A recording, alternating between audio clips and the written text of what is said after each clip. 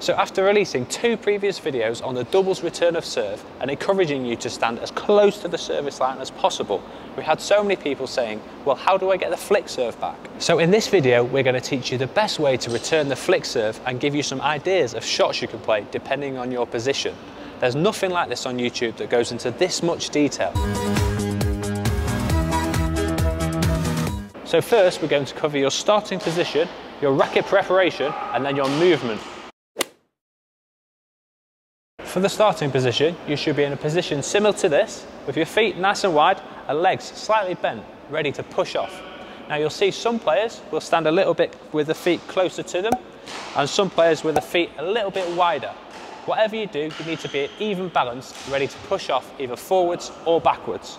Your front foot should be slightly sideways like this, not directly forwards or too much to the side, as you won't get much power in your push off. Facing forwards with a slight angle like this means you can also use the outside of your foot and your glute to really push off. And where on the court should you stand? Well, as with how wide you should have your feet apart, you'll need to experiment with this. But hold that thought, as we'll come back to it in just a second, as it also depends on your movement. We're just going to talk about the racket preparation and grip before we move on to this. So, when you're ready to receive the serve, you want to be stood in a neutral bevel grip, ready to switch to either the forehand or the backhand. And you want your racket to be slightly out in front of you so that you can take the short serve earlier, and also so that you're not tucked in, ready for the flick serve. Having it slightly out in front of you will also mean you're more ready for the drive serve. So, in summary, when you're receiving the serve, you don't want to be stood like this, you don't want to be stood like this, you don't want to be tucked in, and you also don't want to be stood like this.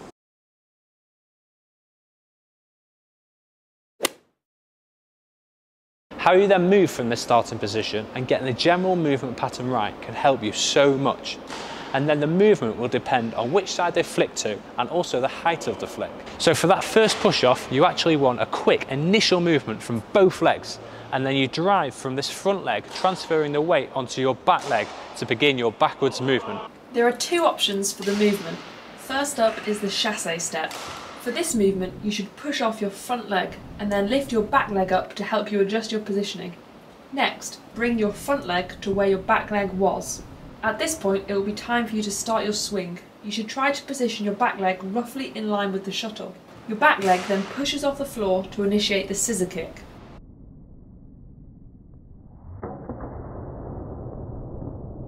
Sometimes you might be really anticipating the short serve, or the flick might be really deceptive, so you may have to lean back like this.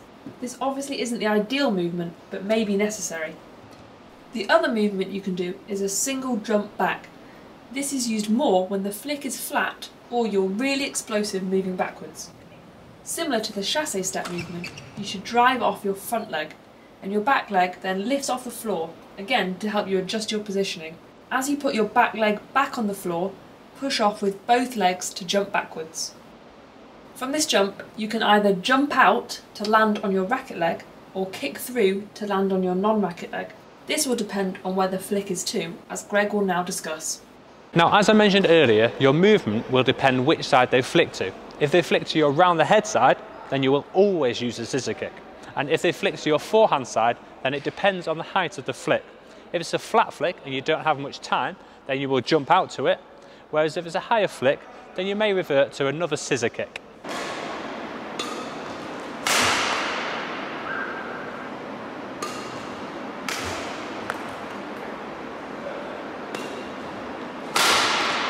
Now, back to where you should stand. If you're blessed with being fast and powerful, then you should stand as close to the service line as possible so that you can take the short serve earlier and hopefully play a better shot. As I've said in a previous video, many people will actually surprise themselves how close they can stand to the service line while still being able to get the flick back. If you're not blessed with this, then it's okay to stand a bit further back, but over time try and slowly move your starting position forwards. Maybe check out our explosive leg strength video for a great starting point on improving your explosive power. Now firstly, if you haven't quite mastered the tips we've given in this video and are taking the return of serve quite late and are under pressure, then it isn't always a bad idea to play clear, especially if you and your partner have good defence. It might be better than playing a smash or drop off balance, as then your opponents can really step in and counter you. Of course, it's ideal if you use our tips to get into a better position. And from this better position, you have several options: a smash, a slice, or a drop. And for any of these shots, you can either hit it straight, to the middle, or fully cross court. If we hit straight onto our opponent's rackets, then we may be in trouble.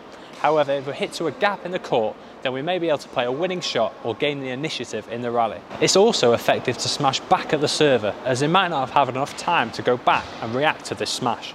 And in general, this is something we need to think about when attacking a flick serve. And last but not least, you'll often find habits or patterns with your opponent's serve. Some players will flick a lot, whereas others just won't flick at all. If you notice in a match that your opponent isn't flicking, it might just be because they can't. In this case, you would stand closer to the service line to take advantage. In contrast, if they're flicking a lot, then you would stand further back. We hope you found this tutorial useful. We definitely recommend practicing it before you go into a match. And if you have enjoyed it, please give it a like, smash the subscribe button, and the next step in the process is to develop your low return of serve, which you can do by watching this video here. And if you've already mastered that, then you can watch this video here, which is recommended for you. Enjoy!